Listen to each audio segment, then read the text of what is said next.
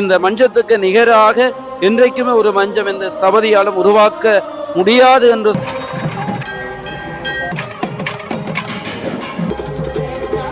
பெருமான் வள்ளி தேவசேனா உலக பெருமஞ்சம் மட்டுமல்ல, உலகத்தினுடைய ஒரு அதிசயமாக பாவைகள் ஒவ்வொன்றும் பேசுகிற சிற்பங்கள் இனவயம்பதி ஒரு சித்தர்களுடைய பூமி என்று கூட. அனைவருக்குமே வணக்கம். இன்றைய தினம் நாங்கள் யாழ்ப்பாணம் இணுவில் கந்தசுவாமி ஆலயத்தில் நிற்கிறோம். இணுவில் கந்தசுவாமி ஆலயம் பலரும் அறிந்திருப்பீர்கள். ஒரு வரலாற்று சிறப்புமிக்க ஈழத்தில் இருக்கக்கூடிய ஒரு முருகன் ஆலயங்களில் ஒன்றாக பார்க்கக்கூடியது இந்த இணுவில் கந்தசுவாமி ஆலயம். ஆலயத்தில் இன்றைய தினம் வருடாந்த மகோற்சவத்தில் பார்த்தீங்கன்னா மஞ்ச திருவிழா சிறப்பாக இடம்பெற இருக்குது. மஞ்சம் என்றாலே ஈழத்திற்கே ஒரு பெருமை சேர்க்கக்கூடிய வகையில் அமைந்திருக்கக்கூடியது இணுவில் கந்தசுவாமி ஆலயத்தில் இருக்கக்கூடிய அந்த மஞ்சம். உலக பெருமஞ்சமாக விளங்கி கொண்டிருக்கக்கூடிய அந்த மஞ்சத்திலே இன்றைய தினம் ஆறுமுக சுவாமி எழுந்தருளப் போகின்றார். அங்கே நீங்கள் பார்க்கக்கூடியமாயிருக்கும் வசந்த மண்டபத்திலே பூஜைகள் இடம்பெற்று கொண்டிருக்கின்றன. தீபாராதனைகள் காட்டப்பட்டு கொண்டிருக்கிற அந்த காட்சிகளை நீங்கள் பார்க்கலாம்.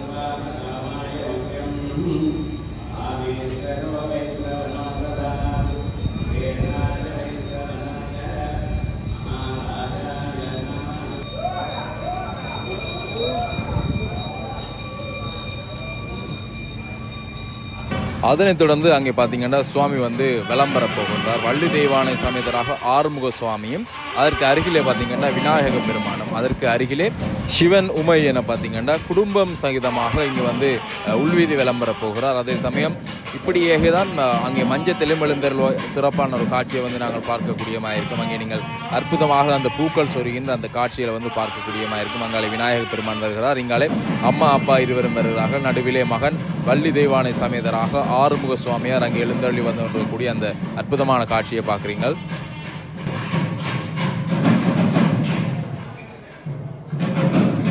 கொள்வீதி விளம் தற்போது பார்த்தீங்கன்னா சுவாமி வெளியிலே வரப்போகின்றார். அந்த உலக பெரும் மஞ்சத்தில் வருவதற்காக அங்கே கொண்டிருக்கக்கூடிய அந்த காட்சியை நீங்கள் பார்க்குறீங்க. வெளியாலே ஆயிரக்கணக்கான அடியவர்கள் இந்த இடத்திலே திரண்டு இந்த காட்சியை பார்ப்பதற்காக வந்திருக்கிறார்கள். இந்த உலக பெருமஞ்சம் பார்த்தீங்கன்னா வருடத்திலே 2 தடவை இங்கே சுவாமியார் எழுந்தருளி இந்த ஆலய வீதியை வலம் வரும். தைப்பூச நன்னாளில் பார்த்தீங்கன்னா முருகப்பெருமான் எழுந்தருளி வருவார். அதே மாதிரி வருடாந்த மகோற்சவத்தில் மஞ்சள் திருவிழா நாளிலேயும் அந்த 2 நாட்களிலே முருகப்பெருமானை நாங்கள் இங்கே ஆறுமுக சுவாமியாரை இந்த மஞ்சத்திலே பார்க்கக்கூடிய மாதிரி இருக்கும்.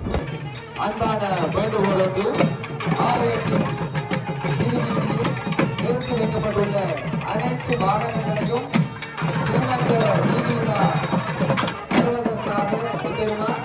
எந்த வகையான இடையூறுகள் இல்லாமல் அப்புறப்படுத்தி உதவுமாறு அன்போடு கேட்டுக்கொள்கிறோம். எம்பெருமான் பக்த அடியார்களுக்கு அன்பான வேண்டுகோள். ஆலயத்தின் திருவீதியிலே நிறுத்தி வைக்கப்பட்டுள்ள அனைத்து வாகனங்களையும்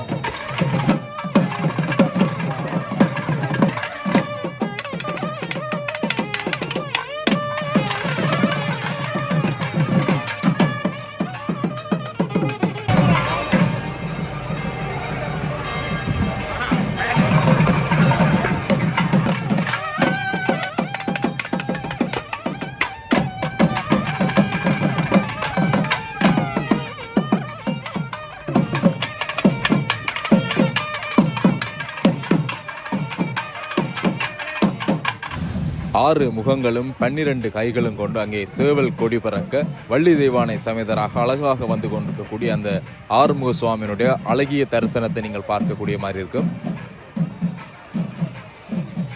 இப்பொழுது அங்கே திருமஞ்சத்திலே சுவாமிகள் ஏற்றப்படுகிறார்கள். முதலாவதாக விநாயக பெருமான் அங்கே ஏற்றப்படுகின்ற காட்சி. அதனைத் தொடர்ந்து பார்த்தீங்கன்னா இங்கே ஆறுமுக சுவாமியார் அங்கே திருமஞ்சத்துக்கு எழுந்தருள்வார். அதனைத் தொடர்ந்து அம்மையப்பன் சிவன் உமை இருவரும் பார்த்தீங்கன்னா அங்கே 3ஆவதாக திருமஞ்சத்திலே ஏற்றப்படுவார்கள்.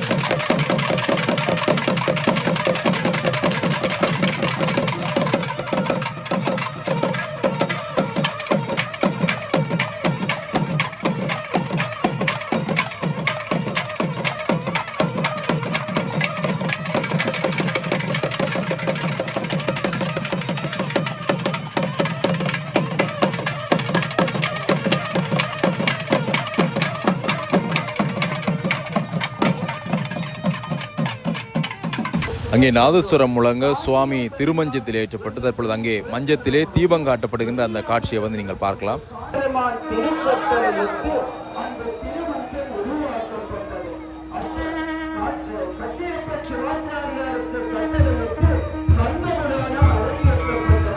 அப்படி அங்கே கண்டபுராணம் அரங்கேற்றப்பட்டது போல இந்த நினைத்தது மட்டுமல்ல, அங்கே காஞ்சி என்பதில பாடப்பட்ட கண்டபுராணம் இந்த திருத்தலத்தில புராணத்தினுடைய வரலாறு தப்பாது.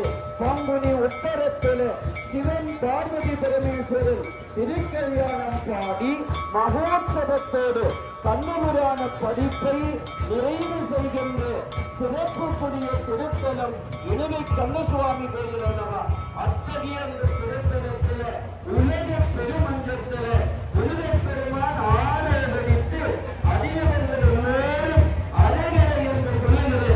அந்த நாட தேசங்களை எல்லாம் இழப்பு பஞ்சமுக வாக்கியர்களுடைய நாதம் ஓம் ஓம்.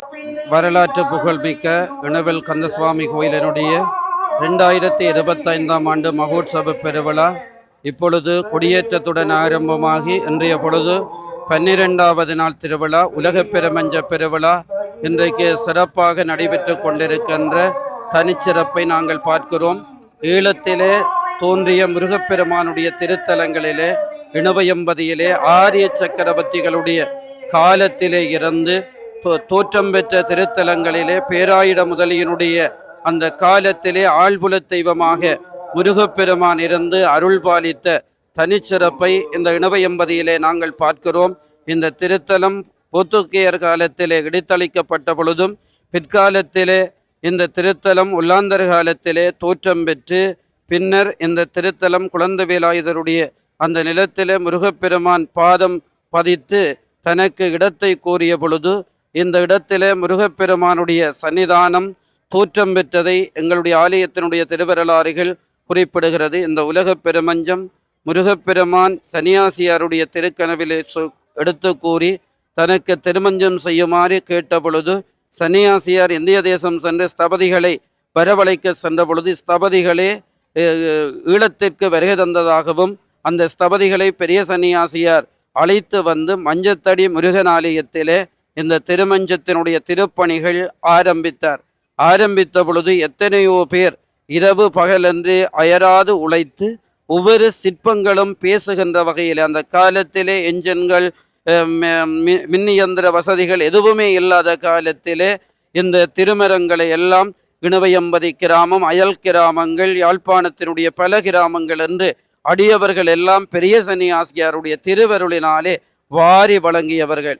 அவ்வாறு வாரி வழங்கியது மட்டுமல்ல, இந்த பெரிய சன்னியாசியார் கூட எங்களுடைய தேவார திருமுறைகள் பாடிய அப்பர் சுவாமிகள் எவ்வாறு பொதிசோறு பெற்றாரோ, சுந்தரமூர்த்தி நாயனார் எவ்வாறு பொதிசோறு பெற்றாரோ, அதுபோல காரைக்காட் சிவன் கோயில் இருக்கிற இடத்திலே மாரியம்பாள் இவருக்கு பொதிசோறு கொடுத்து ஆட்கொள்ளப்பட்ட மகா சித்தர் தான் இந்த பெரிய சன்னியாசியார். இவரை யாரெல்லாம் நோய் பிணிகளினாலே வாடுகின்றார்களோ அவர்களுடைய நோய்கள் பிணிகள் எல்லாவற்றையும் தீர்க்கின்ற ஒரு பெரும் சித்தராகவே இணுவையம்பதியில வலம் வந்தவர். இது மட்டுமல்ல, இணுவையம்பதி ஒரு சித்தர்களுடைய பூமி என்று கூட சொல்லலாம். ஏனென்று சொன்னால் இந்த இணுவையம்பதியில பெரிய சன்னியாசியார் மட்டுமல்ல, அங்கே உலகம் போற்றுகின்ற எங்களுடைய ஈழத்து சித்தர் பரம்பரையாக இருக்கக்கூடிய கடையற் சுவாமிகள், செல்லப்பா சுவாமிகள், யோகர் சுவாமிகளுடைய பரம்பரையிலே வந்த யோகர் சுவாமிகள் கூட இந்த இணுவையம்பதியை ஒரு புனிதமான ஒரு பதியாகவே பார்த்து இணுவையம்பதியோட காரைக்காட்டிலே பல சித்தர்களோடு தங்கியிருந்து பேசிய தனிச்சிறப்புண்டு. அது மட்டுமல்ல, எங்களுடைய கோயில் வாசலுக்கு அருகாமையிலே வடிவேற் சுவாமிகள் தன்னுடைய ஆச்சிரமம் அமைத்து அந்த இடத்திலே வழிபாடு செய்திருக்கிற ஒரு தனிச்சிறப்புண்டு. அந்த இடத்திலே கூட பரமானந்த வல்லி அம்பாள் காட்சி கொடுக்கிற இணுவிலே கூட அந்த தொன்மையான அம்பாளினுடைய வழிபாடுகள் சித்தர்களோடு தொடர்புடையதாக இருக்கிறது. அதே வடிவேற் சுவாமிகளை இந்தியாவே கிளிநொச்சி போய் மகாதேவ ஆச்சிரமத்திலே தன்னுடைய குரு யோகர் சுவாமிகளுடைய கட்டளை பேரிலே அங்கே மகாதேவ ஆச்சிரமம் அமைத்து பணி செய்த அந்த சிறப்பு எல்லாம் இருக்கிறது இந்த இணுவையம்பதியிலே. அத்தகைய அந்த இணுவையம்பதியிலே முருகப்பெருமான் கோயில் கொண்டிருக்கிறான். முருகப்பெருமான் அதிகாலையிலே இங்கே நாத மணி ஒலித்து எல்லா அடியவர்களையும் எழுப்பி விடுகிற ஒரு தனிச்சிறப்புண்டு. காலையிலே இந்த திருத்தலத்திலே பக்தர்களுடைய கூட்டம் காலை தொடக்கம் மாலை வரை இந்த திருத்தலத்திலே ஒரு பக்தராக பல பக்தர்கள் இந்த திருத்தலத்தை தரிசித்து விட்டு கூட நீராகாரங்களை உண்கொண்ட அடியவர்களுடைய திருக்கூட்டத்தை கூட நாங்கள் காலையிலே பார்க்கலாம். நாவுக்கரசர் பாடியது போல நிலைபெறுமான் என்னுடைய நெஞ்சேவா நித்தலும் எம்பிரான் கோயில் புக்கு என்று சொல்லுகின்ற வகையிலே வாழுகிற அந்த அடியவர்களுடைய திருக்கூட்டம் மலிந்திருக்கிற அந்த திருக்கிராமன் தான் இந்த இணுவையம்பதி. அத்தகைய அந்த இணுவையம்பதியிலே எந்த நேரம் கேட்டாலும் நாதமணி ஓம் ஓம் என்று ஒலித்து திருவாதவூரிலே சங்குநாதம் ஒலிப்பது போல இந்த இணுவையம்பதியிலே இருக்கின்ற எல்லா அடியவர்களையும் அங்கே இறைவன் நீள நினைந்து அடியவர்களாக்கி விடுகிற அந்த தனிச்சிறப்பை எல்லாம் இந்த இணுவையம்பதியிலே நாங்கள் பார்க்கிறோம் அல்லவா. அந்த நிலையிலே முருகப்பெருமான் வள்ளி தேவசேனா சமேதராக இங்கே எழுந்தருளி இருக்கிறார். உண்மையிலே அந்த சண்முகப்பெருமான் எங்களுடைய சண்முகப்பெருமான் கூட கந்தபுராணத்திலே முருகப்பெருமான் 6 தேப்பொறிகளாக தோன்றியது போல இந்த முருகப்பெருமான் தன்னுடைய பிரமாணம் காட்டி அளவு காட்டி நின்ற கோலத்திலே தன்னுடைய உருவத்தை வடிக்கும்படி ஸ்தபதிகளுக்கும் சிவாச்சாரியாருக்கும் கனவிலே தோன்றி சொன்ன பொழுது ஏற்கனவே விக்கிரகங்கள் வார்க்கின்ற பொழுது அது அமையப்பெறாதனால் அவர்கள் வனவருத்தம் உற்ற பொழுதே முருகப்பெருமான் திருக்கோலம் காட்டி அந்த பேரொளியோடு தோன்றியவன் இந்த முருகப்பெருமான். அதனால் இந்த முருகப்பெருமானுடைய திருமுக பொலிவு கூட மதுரை சோமு போன்ற பல அடியவர்கள் இந்த முருகப்பெருமானுடைய அந்த திரு விஸ்வரூபத்தை கண்டு பரமேஸ்வர வடிவத்தை கண்டு சூரபத்மன் வியந்து நின்றது போல நிற்கின்ற அந்த சித்தர்களுடைய கூட்டத்தை கூட இந்த திருத்தலத்திலே நாங்கள் பார்த்திருக்கிறோம். அத்தகைய அந்த பிரசித்தமான அந்த திருத்தலத்தினுடைய வரலாறு ஈழமண்டலத்திலே சொல்லிவிட முடியாது. அத்தகைய பெருமைகள் அத்தகைய வரலாறுகள் இந்த மகோற்சவத்திலே கூட நிறைய உற்சவங்கள் யாருமே எந்த திருத்தலத்தில் நடைபெறாத உற்சவங்கள் எல்லாம் இந்த திருத்தலத்திலே நடைபெறுகிறது. 10ஆம் திருவிழா என்று சொல்லுகிற பொழுது 63 நாயன்மார்களுடைய பக்தோற்சவம் நடைபெறுகிறது. அதே போல 12ஆம் திருவிழா மஞ்சத் திருவிழா, 16ஆம் திருவிழா மாம்பழ திருவிழா நாடக பாணியிலே இங்கே நடைபெறுகின்ற அந்த தனிச்சிறப்பும் அதே போல அங்கே முருகப்பெருமான் மாங்கனி கிடைக்காததால் அங்கே பழனிமலைக்கு செல்வது போல இங்கே ஒரு பெரிய திருமடம் உண்டு. அந்த திருமண மடத்துக்கு முருகப்பெருமான் அங்கே செல்கின்ற பொழுது பார்வதி பரமேஸ்வரன் விநாயகர் சன் அந்த முருகப்பெருமானை அழைத்து வருவது போன்றதான அந்த திருக்காட்சி மாம்பழ திருவிழா. இதே போல பெரிய யாழ்ப்பாணத்திலே உயரமான அந்த கைலாச வாகனம் இந்த திருத்தலத்திலே அமைய பெற்றிருக்கிறது. இதே போல ஒரு பிரசித்தமான நூற்றாண்டுகள் பழமை வாய்ந்த பெரிய குதிரை வாகனம், அந்த குதிரை வாகனத்திலே வேறு எந்த திருத்தலத்திலும் காண முடியாத வகையிலே முருகப்பெருமான் வேட்டைக்கு செல்லுகின்ற வள்ளியை மனம் உணர வந்த முகம் ஒன்று என்று சொல்லுகிற அந்த முகத்தோடு சிவகாமி தாயிடம் போய் வருகிற அந்த திருக்கோலம் கூட இந்த இணுவையம்பதிக்கு இந்த முருகப்பெருமானுக்கு ஒரு அழகு தருகிற திரு உற்சவம். மாலை சப்பர திருவிழா, காலை ரதோற்சவம், 3 திருத்தேர்கள் இந்த வீதியிலே திருப்பவனி வருகிற அந்த அருட்காட்சி. இந்த தேர் கூட 50 ஆண்டுகளுக்கு மேலே பழமை வாய்ந்த திருத்தேர் ராஜ யானை அச்சு வைத்து கோக்கப்பட்ட அந்த திருத்தேர் அழகாக அமைக்க பெற்றிருக்கிற அந்த திருத்தேர் கூட இந்த திருத்தலத்திலே அமைந்திருக்கிற. இதே போல தீர்த்த உற்சவம், திருக்கல்யாண உற்சவம். திருக்கல்யாண உற்சவத்து அன்று அங்கே முருகப்பெருமான் பெரிய திருமணத்துக்கு சென்று மாலை மாற்றி வருகிற அந்த திருக்காட்சி கூட வேறு எந்த திருத்தலத்திலும் பார்க்க முடியாத அந்த பெருமையோடு இருக்கிறது. இதை விட ஆண்டிலே பல மகோற்சவ உற்சவங்கள் நிறைவாக நடைபெறுகிறது. அங்கே ஆவணி மாதத்திலே வருகிற ஆவணி மூலம் உண்மையில சிவபெருமான் புட்டுக்கு மண் சுமந்தது போன்றதான அந்த திருக்காட்சிகளை சித்தரிக்கின்ற அந்த நாடக பாணியிலே நடைபெறுகின்ற அந்த திருச்சிறப்பு. இதைவிட மகோற்சவம் நிறைவு பெற்றுவிட்டால் அடுத்த ஆண்டு தொடங்கும் வரை ஆலயத்திலே எந்த நாளும் சண்முகருடைய அர்ச்சனை, விநாயகருடைய அர்ச்சனை, முருகனுடைய அர்ச்சனை, வைரவருடைய அர்ச்சனை என்று அர்ச்சனைகள். கந்தசஷ்டி உற்சவத்திலே சண்முகோமம் நடைபெறுகிற. இத்தகைய பெருமைகளை எல்லாம் இந்த இணுவை கந்த சுவாமியார் பெற்றிருக்கின்றது மட்டுமல்ல, இந்த திருமஞ்சத்திலே இருக்கிற பாவைகள் ஒவ்வொன்றும் பேசுகிற சிற்பங்கள், ஒவ்வொரு பாவைகளும் வரலாறு சொல்லுகிற சிற்பங்கள், ஒவ்வொரு பாவைகளும் இணுவையம்பதியினுடைய அந்த வரலாற்றையும் பெருமையையும் சொல்லுவது.